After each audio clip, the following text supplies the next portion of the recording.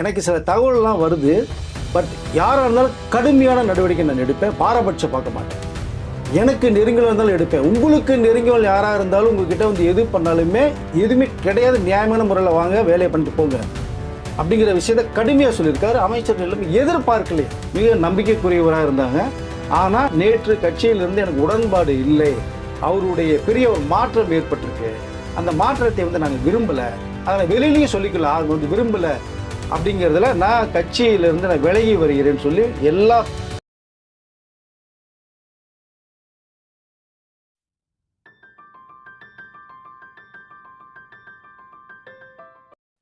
மூத்த பத்திரிகையாளர் வெங்கடேஷ் சார் நம்ம நினைச்சிருக்காரு. வணக்கம் சார். வணக்கம் சார். இப்போ சர்ச்சையாக ஒரு நியூஸ் ஒன்று போயிட்டு இருக்கு, சர்ச்சைன்னு சொல்ல முடியாது, ஹாட் நியூஸாக போயிட்டு இருக்கு. சிஎம் அவர்கள் கதவை மூடிட்டு மினிஸ்டர்களுக்கு வந்து மிகப்பெரிய அளவில் வார்னிங் ஒன்று கொடுத்துருக்காரு அப்படின்னு ஒன்று சொல்லப்படுது. ரெண்டாவது, அவருக்கு வந்து வர்ற நியூஸ் எல்லாம் நிஜமாவே வந்து யார்கிட்டயுமே போகாத நியூஸ் எல்லாம் வந்துகிட்டு இருக்கு அப்படின்னு ஒன்று சொல்கிறாங்க. சீமான் அவர்களுடைய கட்சியிலேருந்து இப்போ வந்து தாவேக்கால வந்து இணைஞ்சிக்கிட்டு இருக்காங்க. ஏன் வந்து இணையரன்னு சொன்ன விஷயம்லாம் பார்க்கும்போது நம்மளுக்கே அதிர்ச்சியாக இருக்குது. என்ன நடக்குது அங்கே சார் ஆக்சுவலாக? ஸோ முக்கியமாக நீங்கள் சொன்னது மாதிரி இந்த 2 நாளைக்கு முன்னாடி வந்து நம்மளோட தமிழக முதலமைச்சர் அவர்கள் வந்து முக்கியமான அதிகாரிகளை கூப்பிட்டு, அமைச்சர்களை கூப்பிட்டு ஒரு கான்ஃபரன்ஸ் பண்ண விஷயம் இருந்தது. அந்த கான்ஃபரன்ஸ் மீட்டிங் எல்லாம் முடிச்சதுக்கு பிறகு அதிகாரிகள்லாம் அனுப்பிச்சிட்டு எல்லா கதவிலையும் மூட சொல்லிட்டு சிஎம் அவர்கள் வந்து நேரடி அமைச்சர்கள் மத்தியில் வந்து ரொம்ப கடுமையாக பேசின ஒரு விஷயம் ஒன்று இருக்குது. காரணம் கேட்டிங்கன்னா, நான் உங்கள் எல்லோருமே நான் வாட்ச் பண்ணிட்டு இருக்கேன். எனக்கு எவ்வளோ நெருங்கிய நட்பு வட்டாரத்தில் இருந்தாலும் சரி, இவ்வளோ நெருங்கிய பல வருடங்கள் பழக்கம் இருந்தாலும் சரி, அதை பற்றி எனக்கு கவலையே இல்லை. ஏன்னா மக்கள் நம்ம நம்பி உட்கார வச்சதே வந்து பணம் நம்ம 10 பைசா செலவு பண்ணல, பணம் வாங்காமல் ஓட்டு போட்டு உட்கார வச்சிருக்காங்க. நம்ம மேலே மிகப்பெரிய நம்பிக்கை வச்சுருக்காங்க. அந்த நம்பிக்கையை நம்ம காப்பாற்றணும். பணம் முக்கியம் இல்லை. நான் என்னுடைய செயல்பாடையில் மக்கள் மத்தியில் நான் வந்து வாக்குறுதி கொடுத்ததே அதுதான், லஞ்சத்தை உள்ளே ஒழிப்பேன்னு சொல்லி. எனக்கு சில தகவல்லாம் வருது. பட் யாராக இருந்தாலும் கடுமையான நடவடிக்கை நான் எடுப்பேன். பாரபட்சம் பார்க்க மாட்டேன். எனக்கு நெருங்கில் இருந்தாலும் எடுப்பேன். உங்களுக்கு நெருங்கியவள் யாராக இருந்தாலும் உங்ககிட்ட வந்து எது பண்ணாலுமே எதுவுமே கிடையாது, நியாயமான முறையில் வாங்க, வேலையை பண்ணிட்டு போங்க அப்படிங்கிற விஷயத்தை கடுமையாக சொல்லியிருக்காரு. அமைச்சர்கள் எல்லாமே எதிர்பார்க்கலையா, சிஎம் அவர்கள் வந்து இவ்வளோ கோபத்தோடு இவ்வளோ பேசுகிறத வந்து அமைச்சர்கள் யாருமே எதிர்பார்க்க விஷயமா இருக்குது. ஏன்னா நம்ம என்ன சொல்லிட்டு வந்தோமோ அதை செயல்படுத்தணுங்கிறதா முக்கியமான அவருடைய எண்ணமாக இருக்குது. அந்த நம்பிக்கையை காப்பாற்றணும். வேலை மக்கள் உங்ககிட்ட அமைச்சர்கிட்ட வந்து எந்த வேலை விஷயமா வந்தாலும் உடனடியாக அவர்களிடத்துல என்ன ஏதுன்றதை கேட்டுட்டு 10 பைசா செலவு இல்லாமல் அந்த வேலை ஞாபகம் இருந்தால் டக்குன்னு முடிச்சு கொடுத்துருங்க. அலக்கழிக்காதீங்க. அவங்களுக்கு நாளைக்கு இன்னைக்கு எந்த விஷயம் சொல்லக்கூடாது அப்படிங்கிற மாதிரி முக்கியமான தகவலை நிறைய சொல்லியிருக்காரு. ரெண்டாவது வந்து இன்னமும் சொல்கிறேன், உங்களை எல்லாத்தையுமே நான் வாட்ச் பண்ணிட்டு தான் இருக்கேன் அப்படிங்கிற விஷயத்தை தெளிவாக சொல்லியிருக்காரு. இதை வந்து மக்களும் பார்த்துட்டு இருக்காங்க. எல்லாமே இன்றைக்கி சோஷியல் மீடியாவில் எல்லா தகவலும் நம்ம போய்கிட்டு இருக்குது. ஒவ்வொரு விஷயத்தையும் போய்கிட்டு இருக்கு, மக்கள் கவனிச்சிட்டு இருக்காங்க, நானும் கவனிச்சிக்கிட்டு இருக்கேன் உன்னிப்பாக அப்படிங்கிற விஷயத்தை தெளிவுபடுத்தியிருக்கார். இது அமைச்சர்கள் வந்து யாருமே எதிர்பார்க்காத ஒரு விஷயமாக இருந்தது. பட் அவர்கள் தரப்பில் சில விஷயங்கள்லாம் பேசப்பட்டிருக்கு, அதையும் காது கொடுத்து கேட்டிருக்காரு, அக்செப்ட் பண்ணியிருக்காரு. பட் இங்கே முக்கியமாக இந்த ரீல்ஸ் எடுக்கிற அந்த கலாச்சாரத்தை யாரும் செய்ய வேண்டாம், தேவையில்லாது, அதெல்லாம் எல்லாம் தாண்டி வந்தாச்சு. இப்போ போய் ரீல்ஸ் எடுத்தால் போன்ற அவசியம் இல்லை அப்படின்னு ஒரு அமைச்சர் வந்து ஸ்கூலில் பண்ண விஷயத்தையும் முன்னிறுத்தி அவர்கள் வந்து மிகப்பெரிய வார்னிங்கே கொடுக்கப்பட்டிருக்கு. அது தேவையில்லை, ஃபோக்கஸ் பண்ணிட்டு அவசியம் இல்லை, இனிமேல் அந்த செயல்பாடு இருக்கவே கூடாது அப்படிங்கிறத தெளிவாக சொல்லியிருக்காரு. முக்கியமாக இங்கே சிஎம் அவர்களுக்கு உளவுத்துறை சார்பாக நிறைய தகவல்கள் போய்கிட்டு இருக்கு. என்னென்ன நடக்குது, இப்போ வேற எம்எல்ஏகளை அந்த தூக்க போகிற விஷயங்கள், அந்த தகவல்கள் யார் யார் என்னன்ற விஷயங்கள் இப்போ விசாரணை வளையத்துக்குள்ள அது போயிருக்கு. இப்போ அந்த விசாரணை ரொம்ப சிவியராக போய்கிட்டு இருக்கு. இதை தவிர விஜய் அவர்களுக்கு ஒரு நெருங்கிய ஒரு வட்டாரமும் இயங்கி கொண்டிருக்கு. எப்படி உளவுத்துறை ஒரு பக்கம் இருக்கோ, அவருடைய நெருங்கிய ஒரு வட்டமும் செயல்பட்டு அவருக்கு சில தகவல் சொல்லப்பட்டிருக்கிற ஒரு தகவல் வந்துருக்கு. இதற்கு முந்தைய ஒரு முதல்வர் இது மாதிரி வந்து நெருங்கிய ஒரு வட்டத்தை வச்சுக்கிட்டு செயல்பட்ட ஒரு சம்பவம் ஒன்று இருக்குது. பட் இது ஒரு புறம் இருக்க, சோசியல் மீடியா கூட அத்தனை விஷயங்களையுமே சிஎம் அவர்கள் வாட்ச் பண்ணிகிட்ருக்காங்க. ஒரு 4-5 ஐடி இருக்குது. இவ்வளோ விஷயங்கள் அவர் வாட்ச் பண்ணலேன்னு நினைக்கிறாங்க. முன்னெல்லாம் பார்த்தீங்கன்னா முதல்வருக்கு ஒரு ஐடி விங் இருக்கும், அதன் மூலமாக தகவல்கள் நிறைய வரும், அதை பார்த்து கேட்டுட்டு செயல்பட்ட விஷயங்கள் ஒன்று இருக்குது. இவர் அதையும் கேட்டுக்கிறாங்க. அதை தவிர இவரும் தினமும் வாட்ச் பண்ணிகிட்ருக்காங்க. மீடியாக்கள் என்ன வருது, சோஷியல் மீடியாவில் என்ன வருது அப்படிங்கிறத தெளிவாக உன்னிப்பாக கவனிச்சுட்டு அதற்குரிய விஷயம் ஆக்ஷன் எடுக்கிறது மாதிரியும் ஒரு தகவல் நிறையா வந்துட்டு இருக்குது. இதற்கிடையில் பார்த்தீங்கன்னா இந்த லஞ்சம் யாராவது வாங்கினாங்க கொடுக்கறது மாதிரி இருந்ததுன்னா தகவல் உடனடியாக வரணும். அவருடைய நேரடி பார்வைக்கு வர்றது மாதிரி ஒரு தகவல்னு சொல்லியிருக்காங்க. முக்கியமாக ஒரு மொபைல் நம்பரும் ஒரு லேண்ட்லைன் நம்பரும் அவர் நோட் பண்ணியிருக்காங்க. உடனடியாக போட்டாங்க, செகண்ட்ஸ் உடனே வேலை நடக்கும். ஸோ இவ்வளோ தகவல்களையும் அமைச்சர்களிடத்துல நேரடியாக முதல்வர் மிகப்பெரிய கோபத்தோடையும் தன்னுடைய ஆதங்கத்தை வெளிப்படுத்தியிருக்காரு அப்படிங்கிற விஷயத்தை தான் நம்ம பார்க்க முடிஞ்சுது. 2 நாளைக்கு முன்னாடி நடக்கும்போது இப்போ சம்பவங்கள் வேறு மாதிரி ரொம்ப ஸ்பீடாக செயல்பட்டுருக்கிற ஒரு சம்பவம் நடந்துட்டு சார். ஸோ இப்போ இதோட அந்த முதலமைச்சர்கள் கடுமையாக அமைச்சரத்தில் பேசுகிற சம்பவத்தை பார்க்கும்போது தான் சில தகவல் என்ன வருது அப்படின்னா, இதை ஏதாவது ஒரு ரூபத்தில் அவருடைய சம்மந்தப்பட்ட எம்எல்ஏக்களையோ நிர்வாகிகளையோ சில விஷயங்களை பேச சொல்லி அவர்களிடத்தில் ஏதோ ஒன்று வாங்கி தவறுதலாக ஃபோக்கஸ் பண்ணி மக்கள் மத்தியில் ஒரு செல்வாக்கு குறைக்கணும், இந்த ஆட்சியை கமுக்கணுங்கிற ஒரு மிகப்பெரிய கண்ணோட்டத்தோடு தான் மற்றவர்கள் செயல்பட்டு ஒரு தகவல் முதலமைச்சருக்கு கவனத்துக்கு வந்துருச்சு. அதான் சொன்னேன், நெருங்கிய ஒரு சர்க்கிளும் ஃபார்ம் பண்ணி என்னென்ன தகவல் நடந்துட்டு இருக்குங்கிறத முதலமைச்சருக்கு கவனத்துக்கு கொண்டு போகிறாங்க அப்படின்னு. அதனால தான் அவர் தெளிவாக சொன்னார், சிஎம்மாக பதவியேற்ற முதலாளி மனசில் ஏதாவது இருந்ததுன்னா டெலீட் பண்ணிடுங்க அப்படின்னாரு. இப்போவும் அதான் சொல்கிறார், ஏதாவது எண்ணங்கள் இருந்தால் அழிச்சிருங்க சுத்தமாக. எனக்கு தகவல் வந்தால் நான் அமைச்சர் பதவியிலிருந்து கூட அவங்களை எல்லாத்தையும் எடுக்கிறதுக்கு நான் தயங்க மாட்டேன். எனக்கு வேண்டியது தமிழ்நாடு மக்கள் தான் எனக்கு முக்கியம். எனக்கு நேர்மையான ஒரு ஆட்சியை பண்ண வேண்டிய மிக முக்கியமான பொறுப்பு எனக்கு இருக்குது, அது உங்களுக்கும் இருக்க வேண்டும்ங்கிற அளவுக்கு நிறையா விஷயங்கள் பேசப்பட்டு இருக்கு. ஏன்னா இங்கே எப்படியாவது அந்த எம்எல்ஏக்களையும் மற்றவர்களையும் ஏதோ ஒரு ரூபத்தில் ஆசை வார்த்தைகள் சொல்லி எதையோ ஒன்று பண்ணி ஃபோக்கஸ் பண்ணி அதை ஏதோ ஃபோட்டோ வீடியோ எடுத்துக்கிட்டு கூட தகவலை மக்கள்கிட்ட கொண்டு சேர்க்க வச்சு அந்த ஒரு இமேஜை காலி பண்ணணும், இந்த ஆட்சியை மாற்றம் செய்ய வேண்டுங்கிற ஒரு நோக்கத்தோடு செயல்படுற வாய்ப்புகள் நிறையா இருக்குது. அதுக்கு வாய்ப்பு யாரும் கொடுத்துறாதீங்க, செஞ்சிடாதீங்கிற விஷயத்தை முதலமைச்சர் கடுமையாக எச்சரித்த ஒரு விஷயம் இங்கே பார்க்கப்படுது சார். இது முக்கியமாக அதனால தான் இந்த லஞ்ச இப்போ இதோட சேர்த்து பார்த்தீங்கன்னா இந்த 3 நாட்களாக சில பேரில் மாற்றம் செஞ்ச விஷயத்தை நீங்கள் பார்த்துருப்பீங்க. திடீர்னு ஒரு 3-4 பேரை மாற்றம் செஞ்சுருக்காரு. கூட இருந்தவர் திடீர்னு பார்த்தா அந்த நைட்டு இல்லை, மறுநாள் பார்த்தா மறுநாள் நைட்டு இல்லை, திடீர்னு மாற்றிருக்காங்க. என்ன காரணம்? உளவுத்துறையோடு சேர்ந்த ஒரு ரிப்போர்ட்டையும் சேர்த்து அவருடைய சர்க்கிள் சொல்லக்கூடிய எதையும் பார்த்து அனலைஸ் பண்ணி டக்குன்னு முடிவு செஞ்சு எடுத்துகிட்டு இருக்காங்க. அதனால் எந்த நேரத்துலையும் யாரும் முதலமைச்சருடைய நாலேஜிலேருந்து தப்பிக்கவே முடியாதுங்கிறது தான் செயல்பாடுகள் நமக்கு தெரிய வருது. அதனால் நம்மளுடைய வேலை என்ன, நியமன வேலைகள் எல்லாம் செஞ்சுட்டு போயிட்டாங்கன்னா ஒரு சிறப்பான ஒரு ஆட்சியை உங்களால் தமிழக முதலமைச்சர் தமிழ்நாட்டு மக்களுக்கு தர முடிகிற நம்பிக்கை எனக்கு இருக்குது, அவருக்கும் இருக்குது. அதனால் அதை செயல்படுத்த வேண்டியது எல்லாருடைய கடமையும். முதலமைச்சர் மட்டுமே இறங்கி எதுவுமே பண்ண முடியாது, உடன் இருப்பவர்கள் சேர்ந்து அதை பண்ண செய்யணும். அதை தான் ஒரு முக்கியமான ஒரு கோரிக்கையாக வச்சு அவருடைய இடத்துல எல்லாத்தையுமே விழாவாரியாக பேசின ஒரு சம்பவம் இருக்குது சார். அதை அதனால் எல்லா பேருமே நம்மளுடைய செயல்பாடுகள் மக்கள் மத்தியில் வேறு மாதிரி இருக்கும்னு கொண்டு போயிருக்காங்க. அதனால் எந்த நேரத்தில் எந்த அதிகாரிகள் மாற்றம் செய்வார்கள், எந்த பக்கம் ட்ரான்ஸ்ஃபர் வாங்க, இவர் எப்பவுமே சொல்லுவார் ஐ எம் வெயிட்டிங்னு சொல்லுவார். அதுமாதிரி வெயிட்டிங் லிஸ்ட்டை யார் வைக்க போகிறாங்க அப்படிங்கிறலாம் தெரியாத அளவுக்கு இப்போ எல்லாருமே ஒரு மாதிரி கொஞ்சம் மிரண்டு போய் இருக்கிற மாதிரி தான் ஒரு தகவல். மிரள வேண்டிய அவசியம் இல்லை, நம்ம வேலையை சரியாக செய்தால் எல்லாமே சரியாக நடக்கும் அப்படிங்கிறதான் நாம் நினைக்க வேண்டியதாக இருக்குது, சொல்லிக்கொள்ள வேண்டியதாக இருக்குது. இது ஒரு புறம் இருக்க திடீர்னு ஒரு ஆய்வு மேற்கொண்டார் சிஎம் அவர். ஏற்கனவே எக்மோர் ஹாஸ்பிட்டலில் போய் ஆய்வு செய்யணும் தெரியும், அமைச்சர்கள்லாம் போய் நேரடி ஆய்வு செய்வாங்க. இங்கே முதலமைச்சர் உள்ளே போகிறதா மிகப்பெரிய வியப்பாக இருக்குது. அது ஒரு சர்ப்ரைஸ் விசிட்டு. இப்போ நீங்கள் இன்ஸ்பெக்ஷன் ஆய்வுனாலே நீங்கள் போனோம்னாலே சர்ப்ரைஸாக போனால் தான் என்ன நடக்குன்னு தெரிய வரும் நமக்கு. அதை முன்னெச்சரிக்கை கொடுத்துட்டு போனோம்னா அவங்க அலர்ட் ஆயிடுவாங்க. அப்படி தான் நேற்று சைதாப்பேட்டையில் எம்சி ராஜா சமூக நீதி விடுதியில் இம்மிடியட்டாக ஒரு ஆய்வு செய்யும் அவர்கள் மேற்கொண்டிருக்காங்க. பட் அங்கே என்னென்னா அவர்கள் கூட இருப்பவர்களுக்கு தெரியும், இங்கே போகிறோம், இங்கே வர்றோம், சர்ப்ரைஸாக போகணும், என்ன நடக்குதுன்னு பார்க்கணும், அப்போ தான் நமக்கு சில தகவல் வருங்கிறது இருக்கிற அதிகாரிகளுக்கு தெரியும். கூட இருக்கிற அமைச்சர் வன்னியரசு அவர்களுக்கே அந்த ஸ்பாட்டில் தான் தெரிய வருது அப்படின்றாங்க. விஜய் அவர்கள், சிஎம் விஜய் அவர்களோட இந்த வன்னியரசு அவர்கள் இருந்தால் கூட.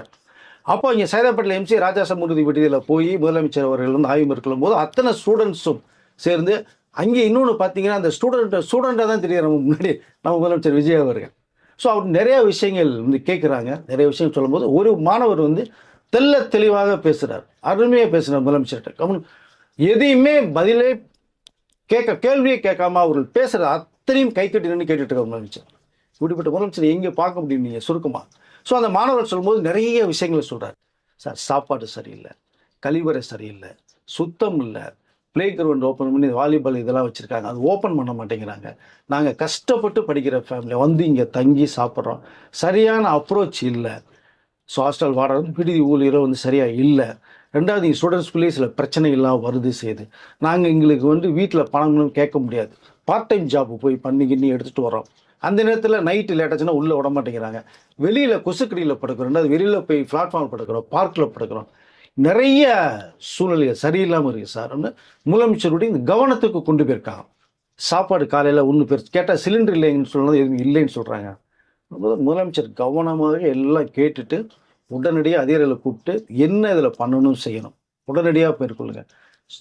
அதை மாணவர்கள் தான் நம்மளுடைய இந்தியாவின் எதிர்காலமே, முதுகெலும்பே. அவர்கள் வந்து எப்படி கரெக்டாக இருக்கணும், அவருடைய கோரிக்கையை நிவர்த்தி பண்ணணும் சொல்லி ஒரு விஷயத்த சொல்லியிருக்காங்க. இன்னையிலேருந்து நேற்று போயிருக்காரு, இன்னைக்கு காலையில் இட்லி சப்பாத்தி சாம்பார்னு கரெக்டாக வருது. எப்படி இன்னைக்கு மட்டும் வருது? இப்போ முதலமைச்சர் எல்லா இடத்துக்கும் ஆய்வு மேற்கொள்ள வர முடியுமா? முடியாது. ஆனால் நீங்கள் தான் எல்லா இடத்துலையும் அந்தந்த டிபார்ட்மெண்ட் நீங்கள் ஒரு முதலமைச்சரை நினச்சி செயல்படுங்க. அதான் அவர் சொல்கிறார், முதல் சேவன் தானே சொல்கிறாரு. அப்போ இன்னைக்கு வர்றது நேற்று கொடுத்த அந்த மாணவர் சொல்லுவாங்களா சிறப்பாக இருக்குது, ஹாஸ்டல் நல்லா இருக்குது, பிரதமர் சொல்லியிருப்பாங்களா, சர்டிஃபிகேட் கொடுத்துருப்பாங்களா? நீங்கள் சேதனால முதலமைச்சர் ஆய்வு மேற்கொண்டவனும் சுயதிஷ்டத்தில் சொல்கிறாங்க. அப்போ இன்னும் செயல்படுது. இந்த நேரத்தில் நான் அப்படியே கொஞ்சம் கம்பேரிசன் பண்ணி பார்த்தோம்னா எம்ஜிஆர் அவர்கிட்ட ஒரு விஷயத்தை போயிட்டு வரலான்னு நினைக்கிறேன். அவர்கள் இப்படி தான் ஒரு இடத்துக்கு ஆய்வு மேற்கொள்ள போகும்போதோ ஒரு இடத்துக்கு சைட் போகும்போதோ முக்கியமான ஒரு 5 பேரை செலக்ட் பண்ணி வச்சுருந்தார். அதில் முக்கியமாக ஒரு இடத்துக்கு அந்த இடத்துக்கு ஸ்பாட்டுக்கு போய் இங்கே வர்றாங்க அப்படின்னா அந்த நிலவரம் என்னன்னு கேட்டுக்குவார். இங்கே சிஎம் வர்றாரமே, அவர் சாதாரண பப்ளிக் மாதிரி பேசுவார், டிபார்ட்மெண்ட் அவன் பேச மாட்டார். வர்றாரமே எதுக்கு இங்கே வர்றாரு தேவையில்லாமல் அப்படி இப்படிலாம் சில கேள்விகள் கேட்டு மக்கள்கிட்ட என்ன நினைக்கிறாங்க பல்ஸ்ன்னு தெரிஞ்சுட்டு அவருக்கு அப்போ மொபைல் கிடையாது, இந்த வாக்கி டாக்கி மாதிரி ஏதோ நினைக்கிறேன், அதில் வந்து கொடுத்து தகவல் கொடுத்ததுக்கப்புறம் இங்கே வரலாம் சார் ப்ராப்ளம்னு சொன்னதுக்கு பிறகு தான் முதலமைச்சர் பரப்பிட்டு இங்கே வருவார் எம்ஜிஆர் அவர்கள். அப்படி ஒரு தகவல். அதே மாதிரி தான் இப்போ விஜய் அவர்கள், தமிழக முதலமைச்சர் இருக்கக்கூடிய விஜய் அவர்களும் இந்த மாதிரி வந்து செயல்பட்டு இந்த ஆய்வு மேற்கொள்ளும் போது ஸ்பாட்டில் தான் விஷயத்த சொல்கிறாங்க, திடீர்னு போடுறாங்க. இந்த மாதிரி ஆய்வுகள் இன்னும் நிறைய இடங்களுக்கு நான் நேரடியாக வருவேங்கிற ஒரு தகவல் சொல்லப்பட்டதாக இருக்குது. அப்போ எந்த நேரத்தில் எந்த டிபார்ட்மெண்ட்டுக்குள்ள முதலமைச்சர் நேரடி ஆய்வுக்குறோன்னே தெரியாது. பெரம்பூரில் நீங்கள் அங்கே போனதே அந்த அலுவலகத்தை திறந்து வச்சுட்டு வரணும்னு சட்டசபையை, திடீர்னு பார்த்தா நேராக ரேஷன் கடையில் உள்ளே போனார், வெயிட் மிஷினை பார்க்குறாரு, அந்த தம்லைன் வச்சு பார்க்குறாரு, பயோமெட்ரிக் வச்சு பார்க்குறாரு, எடையை போட்டு கொடுக்குறாரு. இவ்வளோ விஷயம் போகும்போது எனக்கு முதல்வன் படம் தான் டக்கு டக்கு ஞாபகம் வருது. ஏன்னா அந்த கதை வந்து விஜய் அவர்கிட்ட போயிட்டு வந்தது. இப்போ பண்ணியிருந்தாங்கன்னா அந்த படத்தில் அவர் சிஎம்மாக நடித்ததுக்கும் இப்போ ரியலாக பண்ணுறதுக்கும் கிட்டத்தட்ட அப்படியே மேட்ச் ஆகும். அதை தான் பண்ணிகிட்டு இருக்காரு இப்போ.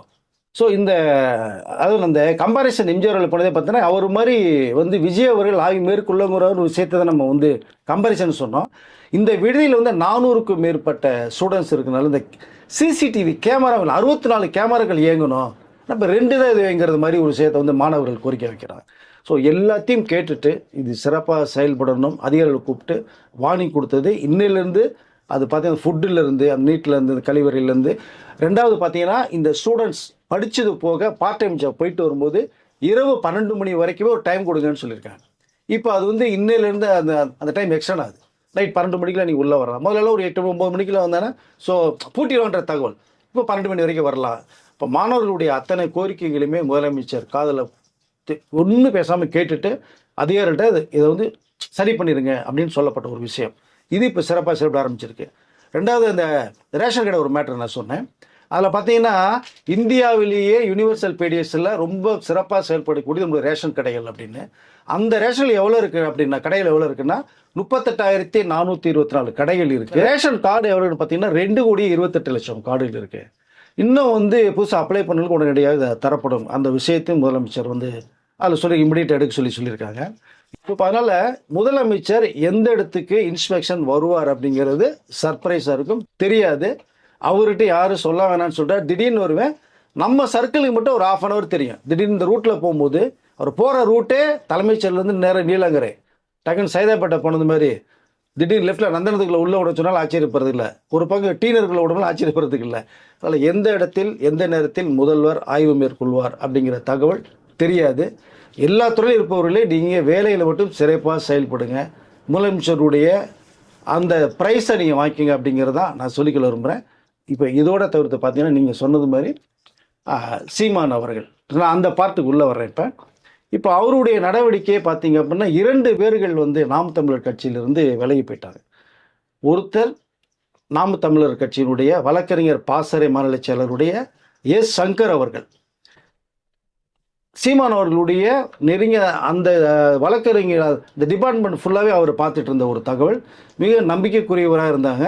ஆனால் நேற்று கட்சியிலிருந்து எனக்கு உடன்பாடு இல்லை, அவருடைய பெரிய ஒரு மாற்றம் ஏற்பட்டிருக்கு, அந்த மாற்றத்தை வந்து நாங்கள் விரும்பலை, அதை வெளியிலையும் சொல்லிக்கலாம், அவங்க வந்து விரும்பலை அப்படிங்கிறதுல நான் கட்சியிலிருந்து நான் விலகி வருகிறேன்னு சொல்லி எல்லா பதவியிலிருந்தும் உறுப்பிலிருந்து விலகி வந்துட்டு அமைச்சர் நிர்மல்குமார் முன்னிலையிலிருந்து டிவிகேல போய் அவர் சேர்ந்திருக்காரு. இப்போ அவர் நாகரீகம் கருதி எதுவுமே சொல்ல மாட்டேன்ட்டார். அவர் ஒரு பக்கம், இங்கே இவர்களுக்கு வந்து மிகப்பெரிய ஒரு என்ன சொன்ன வலதுகரமாக இயங்கக்கூடியவர்னே சொல்லலாம் எஸ் சங்கர் அவர்கள். அது இல்லாத மிகப்பெரிய ஒரு குறை. 2 முறை வந்து தேர்தல் நின்னாங்க, தேர்தல் நின்று தோல்வி தான் சந்திச்சார்.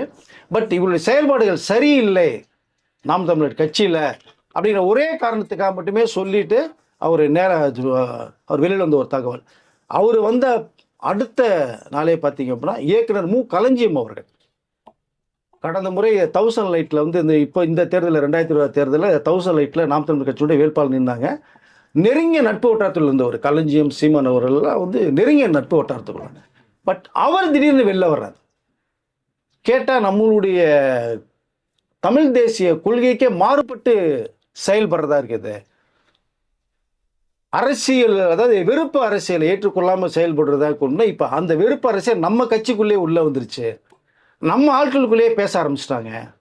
தரைக்குறைவாக விமர்சனம் வரலாம், அரசியல் ரீதியாக தனிநபர் விமர்சனம் வரக்கூடாது, அது இங்கே வருது, ரொம்ப வந்து அருவருப்பான விஷயங்கள் வருது, அதில் எனக்கு உடன்பாடு கிடையாது. ரெண்டாவது, நம்ம எதை நோக்கி வந்து உலக தமிழர்கிட்டையும் இதுகிட்டையும் நம்ம எதை நோக்கி கட்சி ஆரம்பிக்கப்பட்ட விஷயத்தை வந்ததோ அதுக்கு மாறுதலாக செயல்படுவதும் போது எனக்கு இந்த கட்சிக்குள் வந்து அந்த கொள்கை ரீதியாக எனக்கு உடன்பாடு இல்லை, தனிநபர் விமர்சனம் எனக்கு கூடாதுன்னு சொல்கிறேன், ஆனால் அதை தான் வந்து நீங்கள் செயல்படுத்திட்டு இருக்கீங்க அப்படிங்கிற விஷயத்தை சொல்கிறார். இதுக்கு என்ன காரணம்னா, இப்போது சமீபத்தில் லயோலாமணி அவர்களுக்கு தமிழ்நாட்டு பாராளுமன்ற தலைவராக போஸ்ட் கொடுத்தாலும் ஒரு வாழ்த்து சொன்னார். அந்த வாழ்த்துக்கு இங்கே எதிர்ப்பு அலைகள் மிகப்பெரிய அளவுக்கு வந்துருச்சு. அதுதான் அவர் சொல்கிறாரு, தனிநபர் விமர்சனம் பண்ணாதீங்க, அப்போ நீங்கள் வந்து உங்களுடைய கொள்கையே என்ன, அதுக்கு மாறுபட்டு செயல்பட்டு இருக்கீங்க, நீங்கள் யாரை எதிர்த்து கட்சி ஆரம்பிச்சிங்களோ அவங்களோட உள்ளுக்குள்ளே நீங்கள் ட்ராவல் பண்ணி இங்கே கை கோர்த்துட்டு போகிறத பார்க்கும்போது நம்மளுடைய தமிழ் தேசிய கொள்கைகள் அந்த வெறுப்பு அரசியல் இதெல்லாம் தாண்டி உங்களுடைய அந்த எண்ணமே மாறுது. அப்போ எங்களுக்கு அதில் உடன்பாடு கிடையாது, இனிமேல் உங்களை நம்ம கட்சியில் பயணிக்க முடியாது, மனசு குமுறலோட அந்த கருத்து வேறுபாடோட நான் ஒருத்தர் முகத்தை பார்த்துட்டு என்னால் இயங்க முடியாது அப்படி தெளிவான ஒரு மிகப்பெரிய கடுமையான ஒரு விமர்சனத்தையும் இவர் வச்சுட்டு விளக்கத்தையும் கொடுத்துட்டு இப்போ கலைஞர் அவர்கள் வெளில வந்துட்டாங்க. இப்போ அவர் நாளைக்கு டிவிக்கு போகணும் எனக்கு தெரியாது, ஆனால் அதிமுகவிலிருந்து வரக்கூடியவர்கள் இதே கட்சி உடன்பாடுக்குள்ளே தான் கொள்கை ரீதியாகவும் நீங்கள் வந்து யாரை எதிர்த்து கட்சி அமைச்சு அவங்களோட கூட்டணி அமைச்சுக்கிட்டு ஆட்சி அமைக்கணும்னு சொல்லி செயல்படுறதுனால எங்களுக்கு பிடிக்கல அப்படிங்கிற விஷயத்த சொல்லிட்டு அவர்கள் வெளில வந்தது. இப்போ இந்த கூடாரமும் இப்போ கிட்டத்தட்ட வெளில வர்றது மாதிரி இருக்குது. அது காரணம் வந்து பார்த்தீங்கன்னா, சீமான் அவர் வீட்டில் ஒரு விழா நடக்கும்போது வந்து முன்னாள் ஆட்சியில் அமைத்த அமைச்சர் அவர்கள் வந்து தாய்வம் சீர் கொண்டு வந்த ஒரு விஷயத்தை நீங்கள் பார்த்துருப்பீங்க.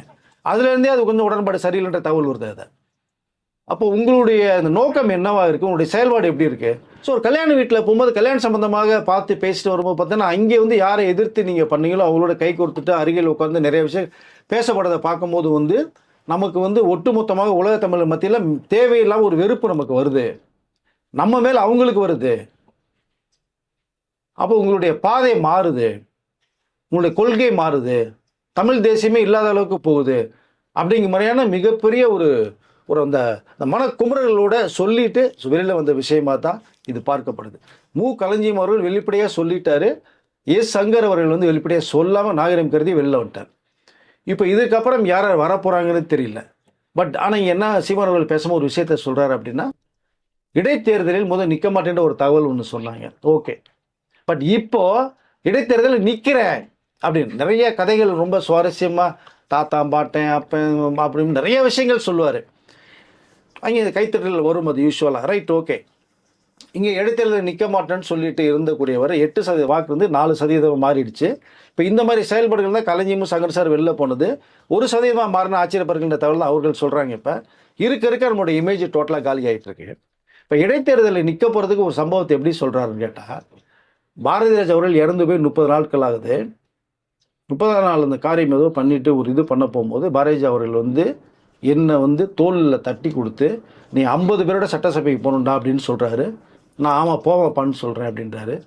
இதே சிரிச்ச முகத்தோட நீ போகணும் நீ அப்படின்னு சொல்லும்போது இவர் சிரிச்சுக்கிட்டே கைத்தட்டி விஷயத்தை சொல்கிறாருன்னா, இப்போ இடைத்தேர்தலில் நிற்பது உங்களுடைய இஷ்டம். அது வந்து யாரும் கேட்க போகிறதில்ல.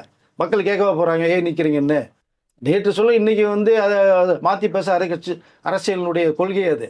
இப்போ நீங்கள் பாரதிராஜா அவர்களை வந்து இப்போ டக்குன்னு எடுக்கிறார் இந்த சமயத்தில் போய் சீமான் அவர்கள் எதுக்குன்னு எனக்கு புரியல. அப்போது சீமான் அவர்கள் யார் மூலமாக நிற்க வைக்கப்படுறது மக்களுக்கு தெரியும். அது அது அது பேச்சுவார்த்தையெல்லாம் போயிடுச்சு, கிட்டத்தட்ட நெருங்கிட்டு இருக்கு, மக்கள் பார்த்துட்டு தான் இருக்காங்க. பட் இடைத்தேர்தலில் நின்று அங்கே வேறு ஏதாவது ரிசல்ட் வந்ததுன்னா ஒன்று அங்கே முடிவெடுக்கின்ற சூழ்நிலையில் மாற வேண்டியது வரும்.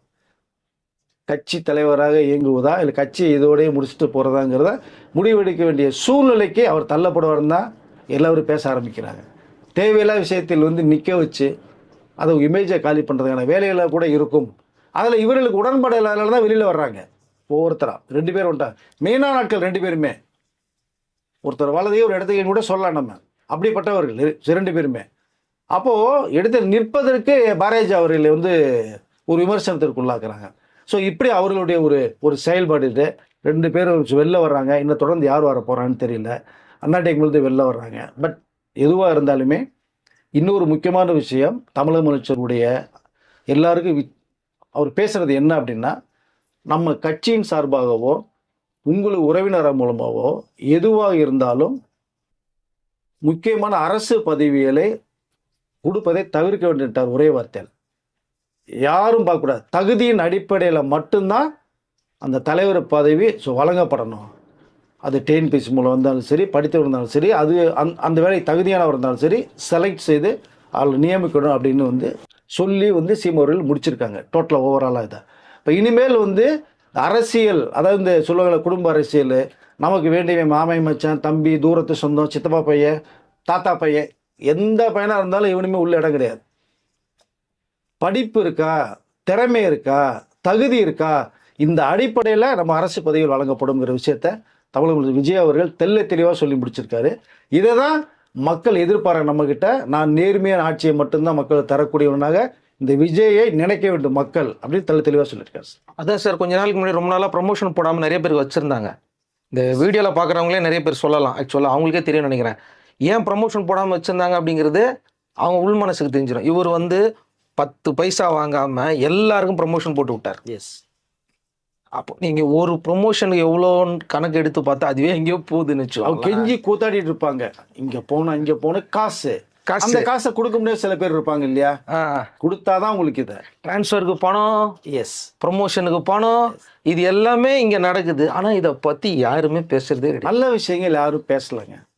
எங்கே நல்ல விஷயங்கள் வந்து பேசிட்டாங்கன்னா ஆளுங்கட்சி சிறப்பாக செய்யணும், மக்கள்கிட்ட பேர் வந்துடும் இல்லையா, அந்த இமேஜை குறைக்கணும் இல்லையா. அப்போ எதிர்கட்சியில் யாராக இருந்தாலுமே அந்த குறைகளை கண்டுபிடித்து மட்டுமே மக்கள்கிட்ட கொண்டு சேர்க்கிறதா இருப்பாங்க. ஆனால் நிறைகளை செய்யக்கூடிய ஆளுங்கட்சி தான் நீங்கள் மக்கள்கிட்ட போய் கொண்டு சேர்க்கணும். அதற்கு தமிழக முதலமைச்சருடைய அந்த மிகப்பெரிய கனவே உடன் இருப்ப அமைச்சர்கள்லேருந்து எம்எல்ஏக்களிருந்து நீங்கள் கொண்டு போய் மக்கள்கிட்ட சேர்க்கணுங்கிறது தான் நீங்கள் சொல்லிக்கல விரும்புகிறேன். அவ்வளோதான் சார்.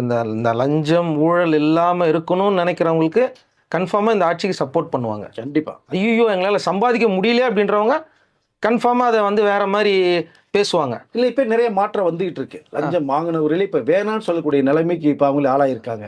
அவருடைய வழிகளை வந்து இப்போ வந்து புரிய வச்சுருக்காங்க. அந்த பணம் எங்கேருந்து கடன் வாங்கிட்டு வந்து உங்கள்கிட்ட கொடுக்குற அந்த பணம் செரிக்காது, அது சாப பணம் மாதிரி. இந்த விஷயங்கள்லாம் வந்து நிறைய எடுத்து சொல்லப்படுற விஷயம் மாறுது. இப்போ இங்கே ப்ராக்டிக்கலாக இதெல்லாம் வந்து பார்த்து நடக்குமா, நடக்கும். இது இந்தியன் படத்தில் பயங்கரமாக காட்டியிருப்பாங்க. எஸ். அந்த மனோரமா சீக்வன்ஸ்லாம் நம்மளால் பார்க்கவே முடியாது, ரொம்ப மோசமாக இருக்கும். அது நம்மள அந்த இடத்துல வந்து பார்த்தீங்கன்னா அவங்க சொல்லுவாங்கல்ல, அதெல்லாம் நிஜமான விஷயம் தான் வச்சுக்கோங்களேன். அதுதான் அதை வந்து இப்போ அவர்களே வந்து கொஞ்சம் மனமாற்றம் ஏற்படுற தகவல் வந்திருக்கு. கண்டிப்பாக சொல்கிறது மாதிரி அந்த ஆட்சி சிறப்பாக போயிட்டுருக்கிற தகவல் தான். லஞ்சத்தின் மூலம் இல்லாத ஒரு ஆட்சி தான் தர வேணும்னு நினைக்கிறாரு. அது கிட்டத்தட்ட கொடுத்துட்டு வந்துட்டுருக்காங்க. மேற்கொண்டும் 100% அது வந்து ஃபில்லப் ஆகும். அந்த மாதிரி சம்பவங்கள் கெட்ட பேர் அவர்களுக்கு யாராக இருந்தாலும் கடுமையான நடவடிக்கை நான் எடுப்பேங்கிறத தெளிவாக சொல்லியிருக்காரு. மீண்டும் இன்னும் புதிய செய்திகளோடு அடுத்த வீடியோவில் சந்திக்கலாம். உங்களுக்கும் என்னென்ன மாற்றங்கள்லாம் இந்த ஆட்சி வந்ததுக்கப்புறம் கிடைச்சிருக்கு அப்படிங்கிற கமெண்ட் செக்ஷனில் கமெண்ட் சொல்லுங்கள். நன்றி சார். நன்றி சார்.